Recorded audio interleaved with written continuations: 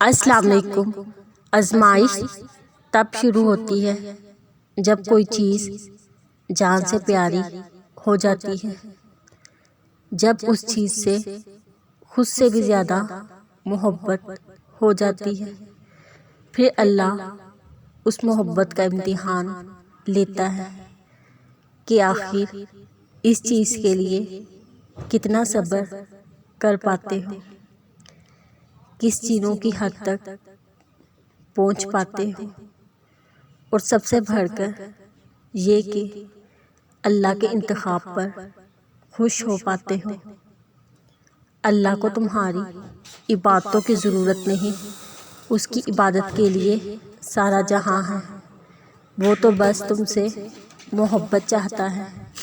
پھر بتاؤ، جس محبت کا وہ حقدار ہے، کیا تم اسے وہ محبت دے پاتے ہو؟ آزمائش تم کیا جانو، اللہ کے راستے میں ملنے والی اذیت، اللہ کی خاطر صبر کرنے والے فرشتوں نے تمہیں رشک سے دیکھا ہو۔ کبھی یہ نہ سوچنا بڑھاپے میں عبادت کر لیں گے، نہیں، زندگی اتنی مہلت نہیں دیتی۔ جس حال میں جوانی گزری ہوگی اسی حال میں بڑھاپا بھی گزرے گا۔ اگر زندگی عارضی ہے، مشکلات بھی مستقل نہیں، بس تم اپنے رب کے شکر گزار رہو۔ معجزے کرنا اللہ کا کام ہے، ہمارا کام بہت آسان ہے۔ دعا، صبر، یقین۔ دل کو تسلی صرف اللہ ہی دیتا ہے۔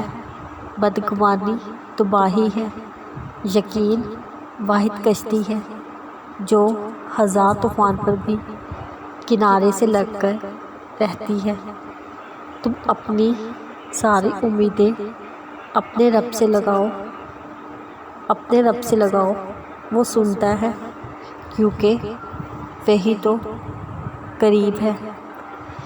صرف پیسہ ہی نہیں، عقل